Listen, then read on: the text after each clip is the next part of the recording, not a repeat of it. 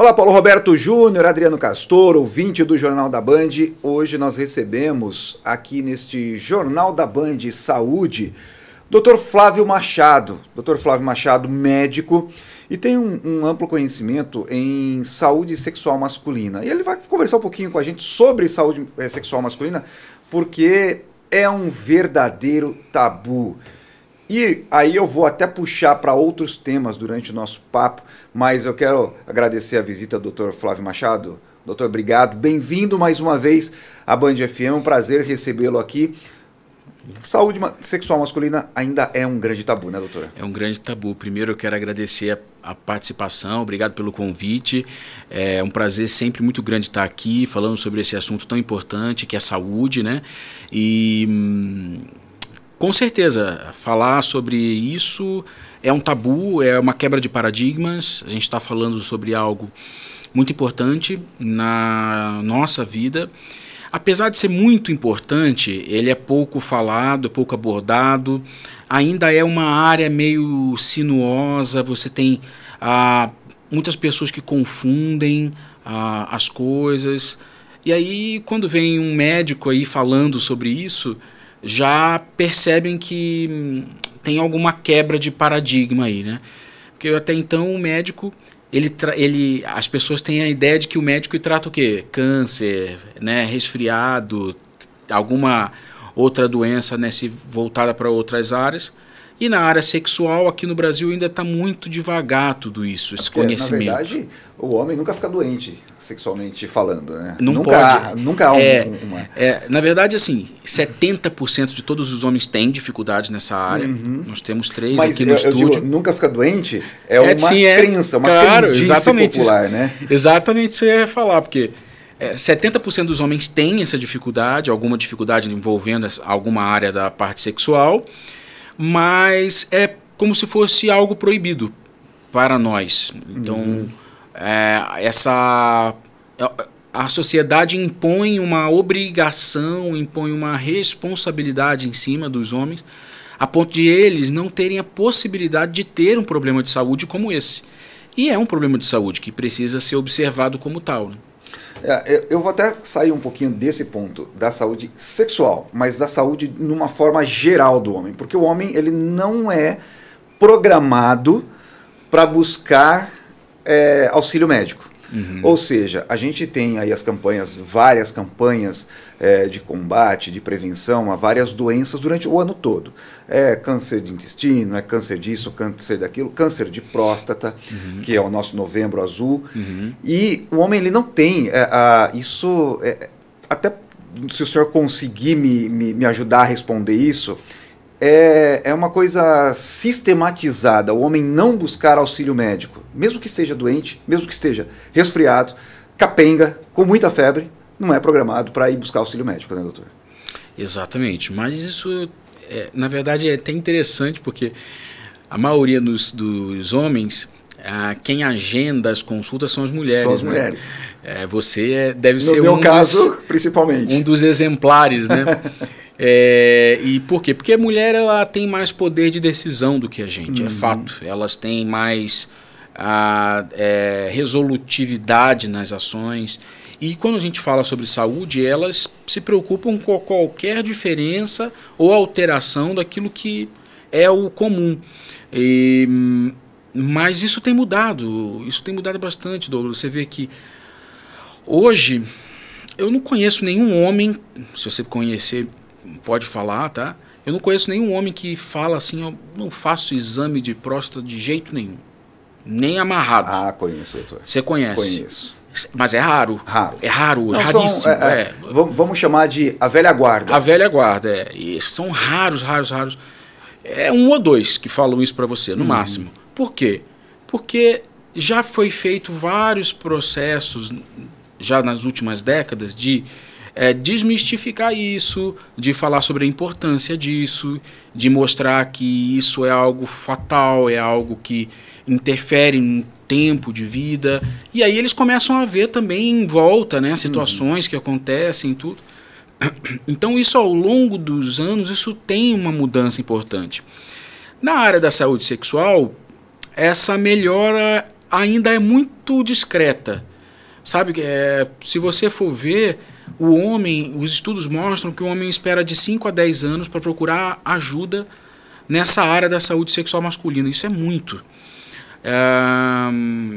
Coisa que muitas vezes isso não acontece em outras áreas mais. Mas tudo por quê? Por causa do tabu, por causa da dificuldade em aceitar. E a mulher, ela tem sido um fator importante nesse processo aí, porque 20% de todos os contatos que nós recebemos no consultório, ele vem de mulheres e não de homens.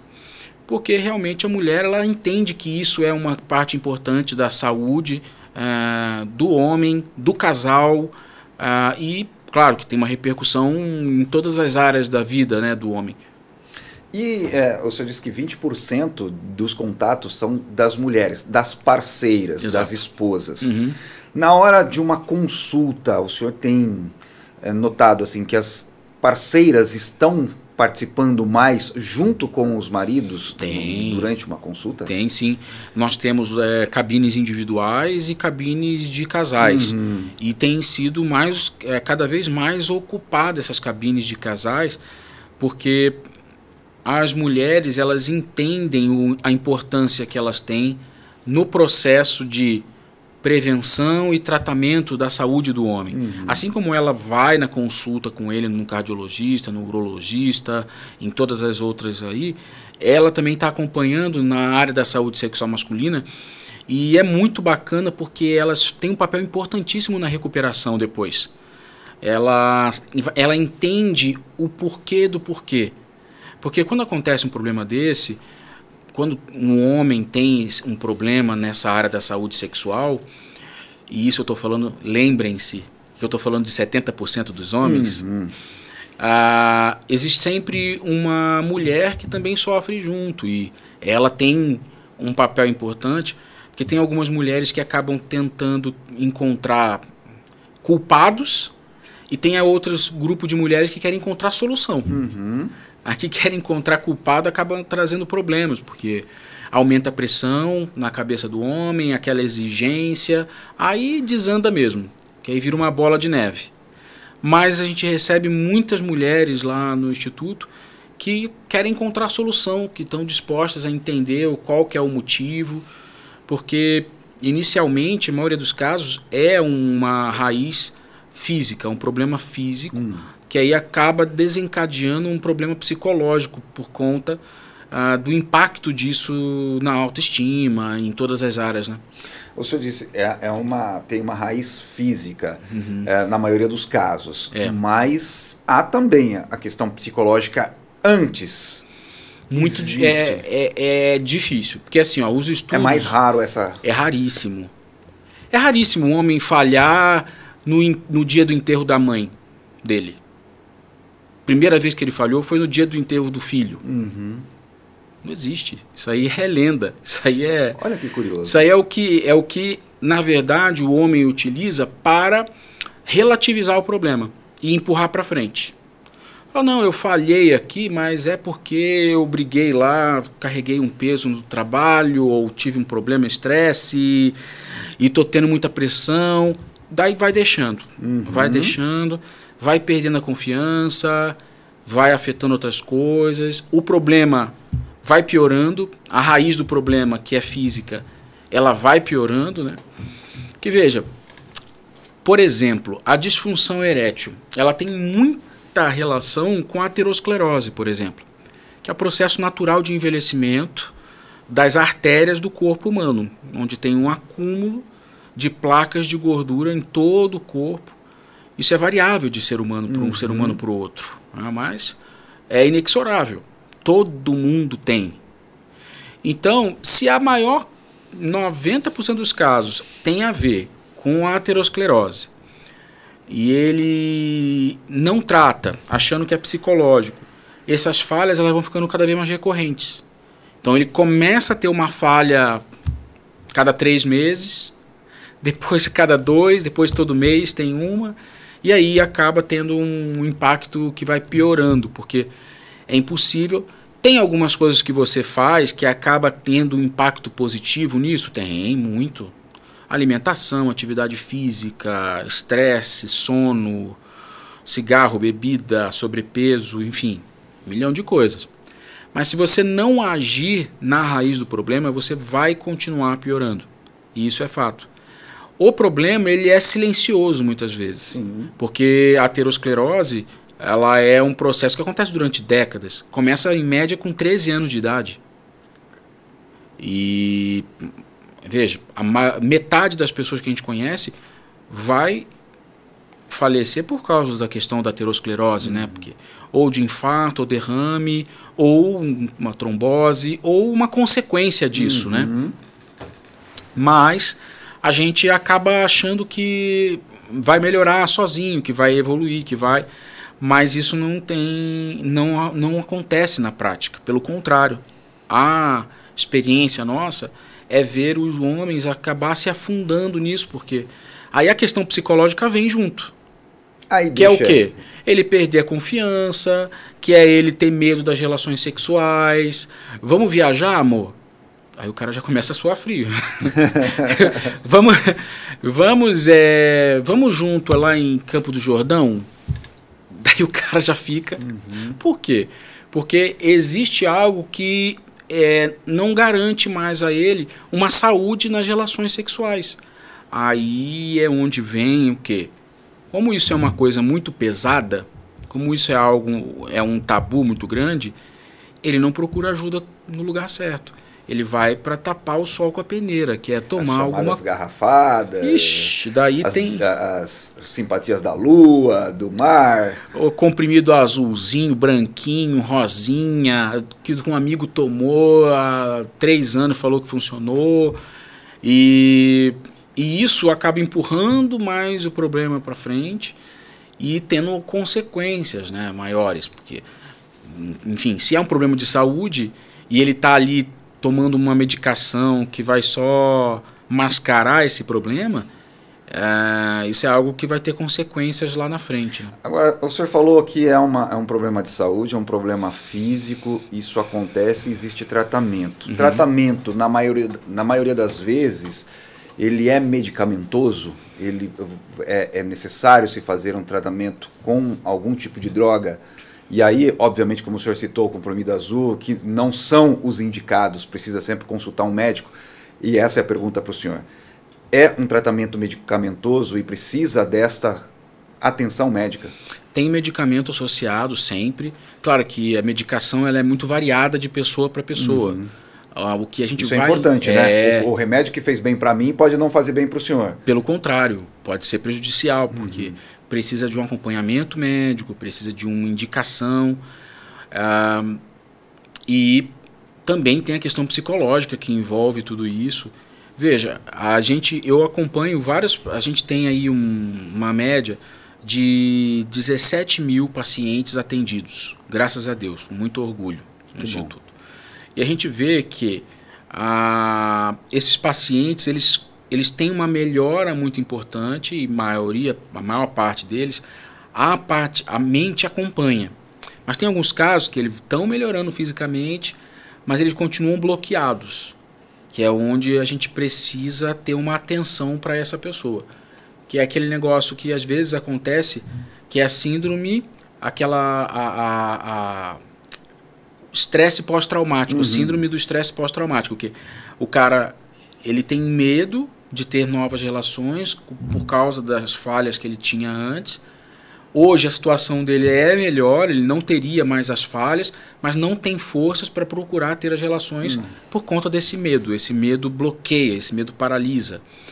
Então precisa de acompanhamento associado, precisa de orientação, são coisas muito mais profundas do que a gente imagina. São coisas muito profundas. Doutor Flávio Machado, aí o senhor trouxe um livro para a gente aqui, me lembro que da última vez que o senhor veio, o senhor falou também, vamos falar um pouquinho rapidamente desse livro. O nosso tempo, o senhor sabe, ele é muito rápido, mas a gente vai falar um pouquinho desse livro também. Tudo o que você precisa saber sobre sexualidade masculina, o livro que o Dr. Flávio Machado trouxe aqui. Esse livro dá algumas dicas, auxilia principalmente nesse conhecer, o homem conhecer o seu corpo, se conhecer, aprender a identificar algum tipo de problema? Muito. Eu brinco sempre falando que eu gostaria muito de ler esse livro com uns 10 anos de idade, assim. E eu aconselho, se você tem um filho adolescente, coloque ele para ler, porque é um livro que não tem conotações eróticas, não tem nenhuma parte de sexualismo, não envolve a questão também de identidade de gênero, opção sexual, mas é um livro que basicamente ele fala o que é normal e o que não é quando se trata da saúde sexual masculina, coisa que a gente não aprende na escola, né? Porque na escola vai ser só ali aparelho reprodutor feminino, masculino e acabou. Que a gente não aprende na rua, porque os amigos, quando o homem se junta para falar sobre a parte sexual, é só para dizer mentiras, né? São os grandes pescadores. E também não aprende em casa, porque é algo tão íntimo que muitas vezes, mesmo em famílias mais abertas, elas não têm essa possibilidade de se abrir e falar sobre isso. Mas é interessante, porque hoje, onde que o jovem aprende sobre isso? Na internet, em vídeos, né? Que é aquilo lá que é o padrão, né? Ou também, às vezes, de ouvir falar. Então é interessante, são coisas básicas, por exemplo, como funciona a ereção, sobre, por exemplo, como que acontece a ejaculação, o que é ejaculação precoce, qual que é o tempo ideal, ejaculação precoce tem a ver com tempo ou não? Libido, o que é a importância dos hormônios, da testosterona, falar sobre o ego sexual masculino, que é algo que é muito importante na nossa vida, mas lembrando que é sempre uma linguagem fácil de entender para que as pessoas, em geral, consigam ter acesso a isso. Nunca teve um livro de um médico falando sobre sexualidade masculina no Brasil. Então esse daqui a gente está quebrando tabu até nisso, né? Até na livraria a gente quebra tabu. O senhor me deu o gancho e eu vou, para a gente encerrar, me deu o gancho, eu vou aproveitar e vou pegar o gancho.